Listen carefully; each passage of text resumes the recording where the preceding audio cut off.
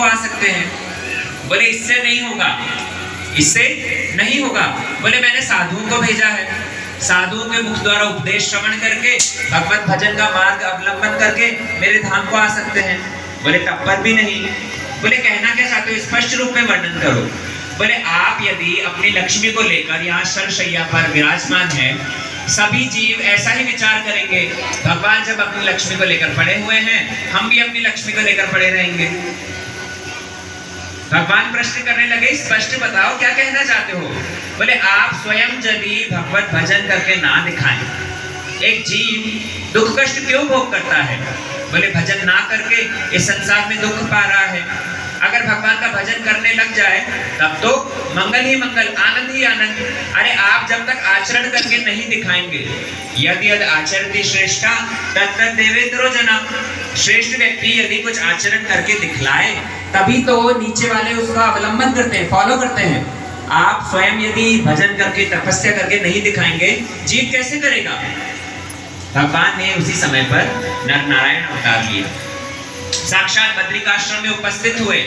वहां पर आगे शंकर जी रहते थे। आप लोग गए हैं बद्रीनाथ? बद्रीनाथ टीवी में देखा होगा, इतना रमणीक स्थान है। वहां पर नर नारायण पर्वत, सरस्वती नदी प्रवाहित हो रही है, बड़ा सुंदर मनोरम परिवेश।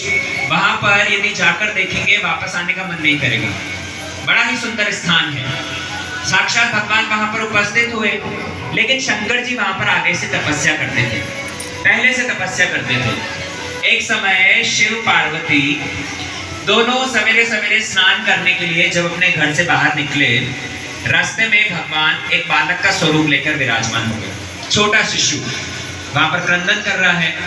शिव जी जब आगे आगे जा रहे थे, देखा एक छोटा बच्चा, शिव जी ने उसे ध्यान नहीं देकर और आगे चले गए। शिव जी समझ गए दाल में कुछ काला है।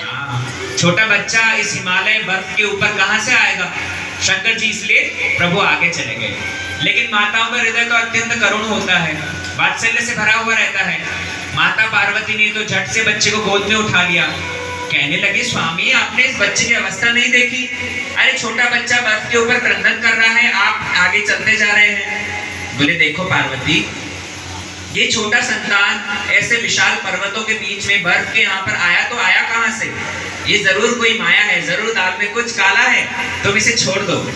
लेकिन मैया पार्वती नहीं मानी, कहने लगी मैं इसे घर में सुलाकर आती हूँ, आप चलिए।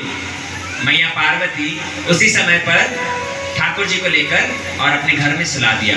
ठाकुर जी तो घर में सोएंगे क्या, अंदर से दरवाजा ही बंद कर दिया। शिव पार्वती स्नान करके जब पुनः आए हैं, अभी नॉक करने लगे हैं, लेकिन अंदर से दरवाजा नहीं खुल रहा। शंकर जी कहने लगे देख लिया ना, अरे मैं पहले ही कह रहा था ये जरूर कुछ ना कुछ गड़बड़ है। तुमने जिसे घर के अंदर बंद किया, शयन दिया, विश्राम करने के लिए आश्रय दिया, अरे तुम्हारा घर ही हड़प लिया, दखल करके बैठ गए हैं, अब विचरण करो इधर उधर। शंकर जी उसी समय पर आंख बंद करके और ध्यानस्थ जब हुए, पता लग गया कि साक्षात भगवान यहाँ पर है। शंकर जी भगवान की इच्छा जानकर वो स्थान को छोड़ दिया और बद्रीनाथ वो चले गए केदारनाथ में। केदारनाथ में जाकर अपना निवास स्थान किया और यह बद्रीनाथ में साक्षात शिव नर नारायण रूप में भगवान विराजमान है। इस ठाकुर जी स्वयं वर देते हैं कि यदि कोई कष्ट करके और मेरे धाम को आए, बद्रिकाश्रम यदि कोई कष्ट करके पहुंच जाए, मैं यहाँ पर तपस्या कर रहा हूँ, मेरे दर्शन करने मात्र से ही मेरी तपस्या का 6वां भाग अनायास प्राप्त हो जाएगा। बोलो श्री बद्रिकाश्रम की, बोलो श्री नर नारायण की। इसी प्रकार भगवान के अनंत अवतारों का 24 अवतारों का श्री जब सुत गोस्वामी वर्णन कर रहे हैं, भगवान के सारे अवतार एक एक करके नाम ले रहे हैं और उन्हीं नाम लेते लेते उन्होंने क्या किया, कृष्ण नाम भी वहां पर उच्चारण कर दिया। समस्त अवतारों की सूची में कृष्ण नाम भी उच्चारण कर दिया, लेकिन जैसे ही कृष्ण नाम लिया वो तो भयभीत हो गए, डर गए। क्यों? बोले कृष्ण ये अवतार नहीं, कृष्ण अवतारी है। क्या अर्थ हुआ, ध्यान से समझने की चेष्टा कीजिए। कृष्ण अवतार नहीं है, अवतारी है, अर्थात जिनसे सारे अवतार आते हैं उसे कहा जाएगा अवतारी। उदाहरण देकर बतला रहे हैं, हमारे घर में बहुत बड़ा कुछ उत्सव था, हमने किसी बड़े सीएम या प्रधानमंत्री मोदी को भी निमंत्रण किया। अभी मोदी जी कब आए और कब जहां सारी पंगत बैठी हुई थी उसी के साथ में बैठकर और भोजन ग्रहण करने लग गए, हमें तो पता नहीं चला। लेकिन जब हमें इस बात की अनुभूति होगी हम क्या करेंगे, जल्दी जल्दी जाकर और मोदी जी को वहां से उठाकर उनके लिए अलग व्यवस्था करेंगे, अलग स्थान प्रदान करेंगे। ठीक उसी प्रकार सुत गोस्वामी ने जब 24 अवतारों का वर्णन किया, अरे कृष्ण तो अवतार ही है, अवतार नहीं। जब भूल से कृष्ण नाम ले लिया तो उनको अपनी भूल का अनुमान हुआ और उन्होंने उसी समय पर कृष्ण के लिए एक अलग श्लोक की रचना करी। कहते हैं एते चांश कला पुंस कृष्णस्तु भगवान स्वयं इंद्रारी व्याकुलम लोका मृडयन्ति युगे युगे। श्री सुत गोस्वामी कहते हैं कि अब तक मैंने जिन जिन का भी नाम लिया है, एते चांश कला पुंस, अर्थात कोई उनका अंश है, कोई उनकी कला है, अंश का अंश कला। लेकिन कृष्णस्तु भगवान स्वयं, कृष्ण साक्षात भगवान है। ये सारे अवतार जो अब तक मैंने बतलाए हैं ये सारे कृष्ण से ही आते हैं। हमारे जयदेव गोस्वामी वर्णन करते हैं केशव धृता राम शरीरा, केशव धृता कूर्म शरीरा, केशव धृता भृगुपति रूपा। केशव अर्थात कृष्ण, अरे वो कृष्ण ने ही ये सारे अवतारों के रूप में रूप धारण किया है। लेकिन कृष्णस्तु भगवान स्वयं, कृष्ण मूल है। इसीलिए आप गीता यदि महाभारत देखेंगे, महाभारत में जिस समय भगवान ने अर्जुन को अपना विराट रूप दिखाया, उस विराट रूप में देखना अर्जुन चरणों में गिरा हुआ है। भगवान विराट रूप दिखा रहे हैं और विराट रूप दिखाते हुए भगवान कहते हैं देख अर्जुन, जिसे तुम शंकर बोलकर पूजा करते हो वो शंकर मेरे में, जिसे तुम इंद्र बोलकर पूजा करते हो वो इंद्र मेरे अंदर, जिसे तुम देवी दुर्गा बोलकर पूजा अर्चना करते हो वो दुर्गा मेरे अंदर।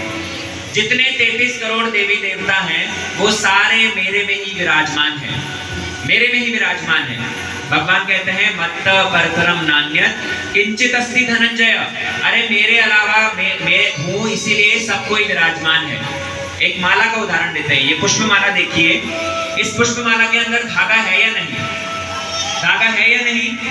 है ना, लेकिन क्या दिखाई पड़ता है? नहीं दिखाई दे रहा है। अगर ये धागे को तोड़ दिया जाए तो क्या पुष्प की माला रहेगी?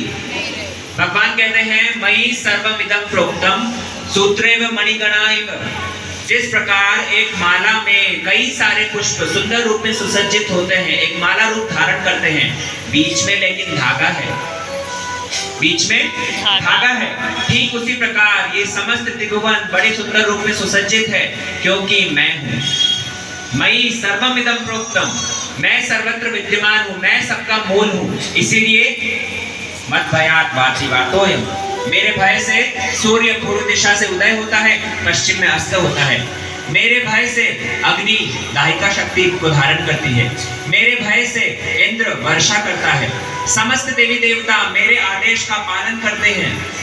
मैं मूल हूँ, कृष्णस्तु भगवान स्वयं। इस बात को देखो, बड़े अच्छे से गांठ बांधकर समझ लो। हम लेकिन क्या करते हैं ना, सोमवार आया गए शिव जी के मंदिर में, बम बम बोले, दूध बेलपत्र पानी चढ़ाएंगे। मंगलवार आया तो बालाजी के यहाँ पहुंच गए,